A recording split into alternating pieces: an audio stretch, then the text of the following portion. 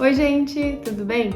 Voltei aqui pro canal com um cenário novo para dar uma variada e hoje eu quero mostrar para vocês como eu organizei meus estudos para a matéria de Direito Penal.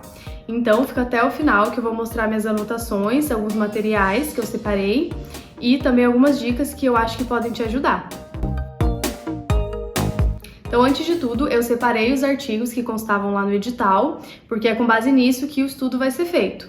Então, se você não sabe como pegar nessas legislações atualizadas, eu vou deixar aqui nos cards um vídeo que eu gravei com o passo a passo, tá? A primeira coisa que eu fazia, sempre que eu ia estudar Direito Penal, era fazer a leitura da lei. Aí, eu dividia em 4 partes. Então, cada dia que eu estudar essa matéria, eu lia uma parte. Então, por exemplo, hoje é o primeiro dia. Eu vou ler do artigo 293 ao 300. No próximo dia que eu for estudar essa matéria, eu pegava o artigo 301 a 315, por exemplo, né? E fazia essa leitura, assim por diante. Quando eu terminasse de ler tudo, eu começava de novo. Isso me ajudava a ter um contato ali constante com a legislação e mesmo sem decorar, o conteúdo ia ficando familiar. Então aqui estão todos os artigos que eu imprimi de Direito Penal, para já fazendo a leitura e também algumas anotações. Então, eu gostava de colocar aqui, né, informações importantes que eu ia aprendendo, algumas observações. Por exemplo, aqui também, ó, em supressão de documento. Tem uma pena para documento público e para documento particular. Então, eu gostava de já deixar destacado, porque às vezes só nessa leitura, né, no texto, a gente não se dá conta de algumas informações. Então, eu já gostava de deixar em destaque. Marcava, por exemplo, que aqui, quando fala, né, que se o fato não constitui elemento de crime mais grave, é porque é um crime subsidiário. Então, aqui também, peculato malversação. Eu aprendi através de uma questão, que eu nem fazia ideia do que era isso. Então, eu ia anotando assim, qualificadora, aumento de pena, né? Então, todas as informações que eu ia aprendendo por meio de questões ou exemplo de professores, eu já ia colocando aqui, para na hora de fazer a leitura, eu já me deparar também com essas anotações. Depois da leitura, eu ia para o YouTube para começar a entender um pouco mais, porque para quem não sabe, eu não sou formada em Direito, então eu nunca tinha tido contato, né, com essas matérias antes, então para mim era tudo novo. E para começar a me situar, eu assistia videoaulas. Colocava aqui então Direito Penal, TJSP, e assistindo as aulas. Já deixo como indicação para vocês esse canal do professor Donnery, Base Jurídica, que ele comenta artigo por artigo, tem a playlist que completa, então é bem legal para quem está começando. Tem também o professor Aledo, NEAF, que ele tem várias aulas gratuitas aqui no YouTube, e ele fala bastante da parte de doutrina, então eu gostava bastante de acompanhar ele. Também deixo como indicação o professor Cenoura, que tem bastante aulas também aqui no YouTube, e o professor Érico Palazzo, tá? O professor Érico, ele não tem tantas aulas aqui no YouTube, mas para quem assina o Gran Cursos, é bem legal acompanhar as aulas dele, porque ele também foca bastante na parte de doutrina, explica muito bem, então já deixo como indicação para vocês. Para quem está começando, deve estar se perguntando o que é doutrina. Quando eu comecei também não tinha nem ideia do que era, mas basicamente são interpretações de estudiosos e que não estão diretamente na lei. Você só aprende indo atrás por fora mesmo. Então tudo de novo que os professores iam falando que eu não conhecia, eu já anotava. Exemplos também, porque ajudam muito a associar a lei às situações reais. Vocês sabem, né, que a VUNESP cada vez mais está cobrando esses casos práticos nas provas. Então, entender e aprofundar nessa parte de doutrina, para mim, virou um diferencial, porque são questões mais complexas. Então, em seguida das videoaulas, eu ia para as questões. E aqui tá um dos pontos mais importantes, na minha opinião. A gente aprende muito com questões, principalmente as mais difíceis. Como eu já falei diversas vezes para vocês, né, eu não só resolvia a questão e pulava para a próxima. Eu abria os comentários dos professores, eu anotava tudo ali que era novidade para mim, que eu não sabia. Eu voltava na lei, fazia a leitura de novo ali de alguma parte que eu estava em dúvida. Então, esse processo ativo me ajudou muito a fixar o conteúdo. Separei aqui agora 2 questões. Uma é da Coperv e a outra é da FCC, para mostrar para vocês que eu não me restringia a só questões da VUNESP e nem só questões de nível médio, tá? Então, essas questões vocês vão perceber que são num nível mais aprofundado, mas que eu procurava sempre aprender alguma coisa com elas. Então, eu vou ler aqui. Analise as alternativas abaixo, identificando a correta. O sujeito ativo do crime de usurpação de função pública só poderá ser funcionário público no exercício da função. Essa a gente já pode eliminar, porque o sujeito ativo, né, quem pratica o crime de usurpação, pode ser qualquer pessoa, e não só um funcionário público. O crime de resistência admite a forma qualificada quando o agente consegue efetivamente impedir a execução do ato funcional. Essa daqui, na minha opinião, está certa, porque o crime de resistência, ele tem a conduta ali principal, mas no parágrafo seguinte a gente já pode ver que a pena ela muda, ela fica mais grave, e quando o ato não é efetivado, né? A execução ali do ato. Então, isso seria a forma qualificada do crime de resistência. Letra C. O crime de desobediência, quanto à classificação doutrinária, admite a forma comissiva ou omissiva, sendo um crime preter dolo.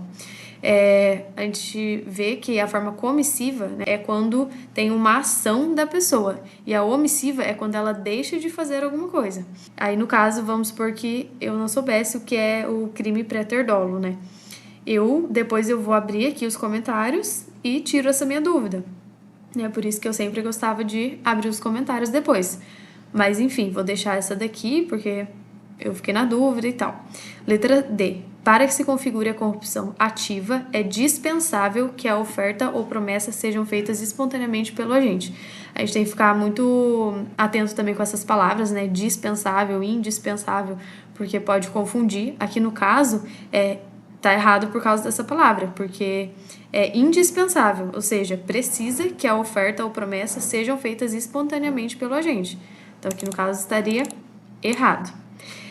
Aí aqui, letra E, a gente vai ver que ele fala de licitações, um assunto que não está no edital de escrevente. Então, ou eu ignorava essa alternativa, caso ela fosse a alternativa certa, não teria problema. O importante é eu tentar ver as outras, eliminar as outras. Mas, de qualquer maneira, depois eu abria os comentários e se não tivesse nada a ver com a matéria de escrevente, não tem problema, eu só ignorava essa alternativa, tá?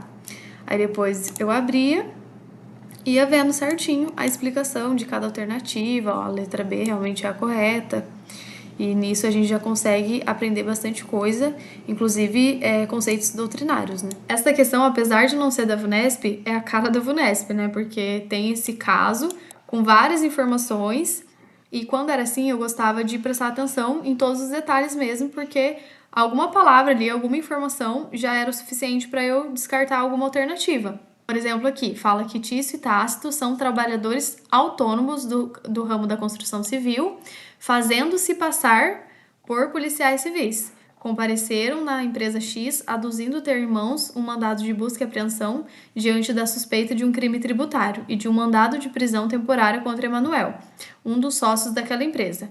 Para não cumprir os mandatos, Tício e Tácito solicitaram e receberam a quantia de 3.000 em dinheiro de Rodrigo, o outro sócio diretor da empresa. No caso apresentado, Tício e Tácito cometeram o crime D. Então, só com essas informações aqui,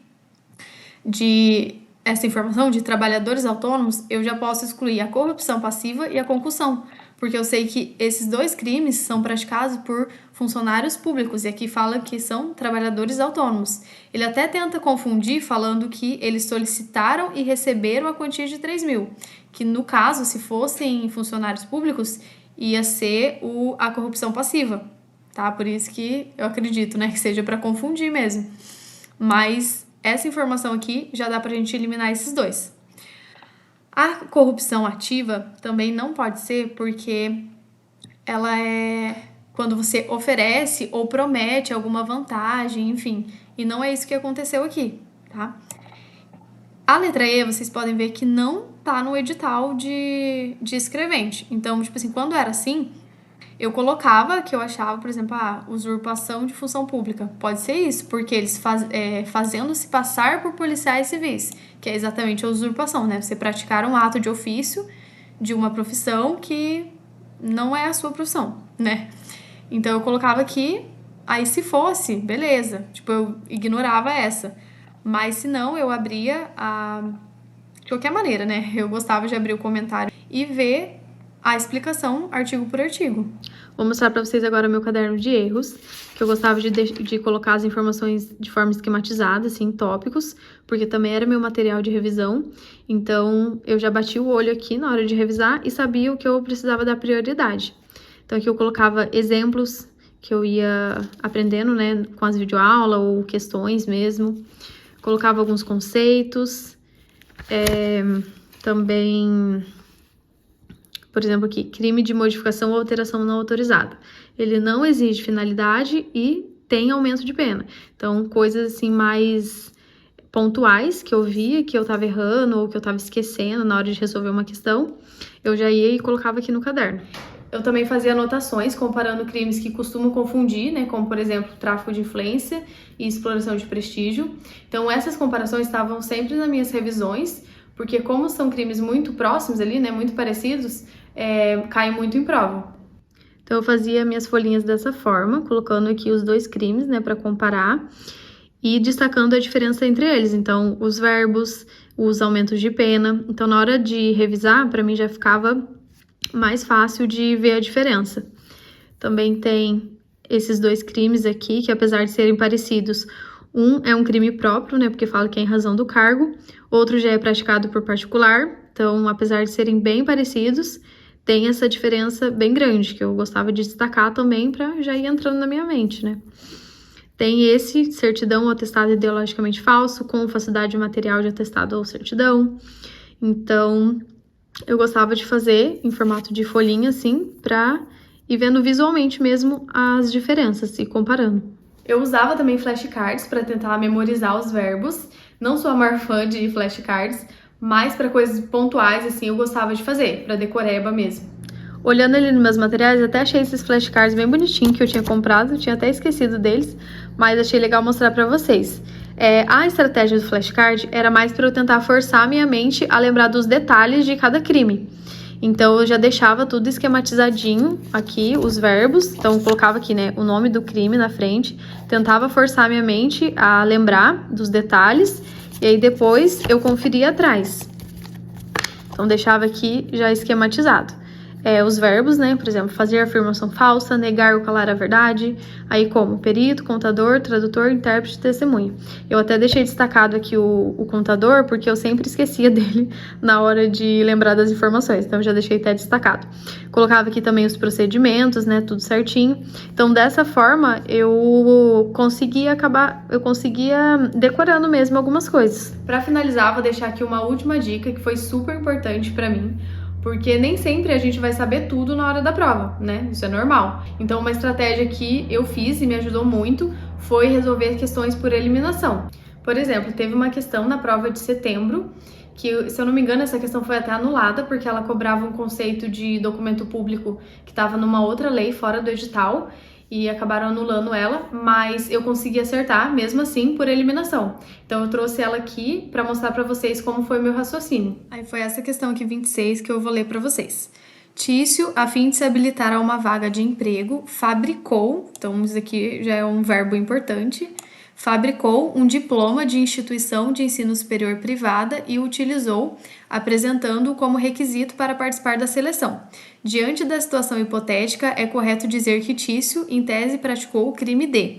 Então, eu fui pelas alternativas, porque eu não sabia o que era um diploma, se era um documento público, particular, até porque ele fala aqui de uma instituição privada, né? Então, eu fiquei meio perdida. Eu falei, eu vou nas alternativas e ver o que vai dar. Então, a letra A fala de falsidade material de atestado ou certidão. Então, como eu não sabia se o diploma era um atestado, uma certidão, o que era, um documento, né? Eu fiquei em dúvida entre essa. Mas depois eu vou voltar nela explicando para vocês.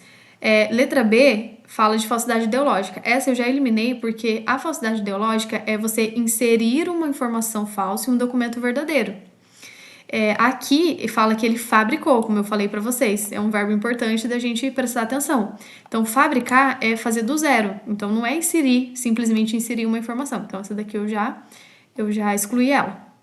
A letra C fala de falsificação de papéis públicos. Essa eu também já excluí porque papéis públicos refere ao artigo 293. E lá tem um rol de várias coisas, né, que são consideradas papéis públicos.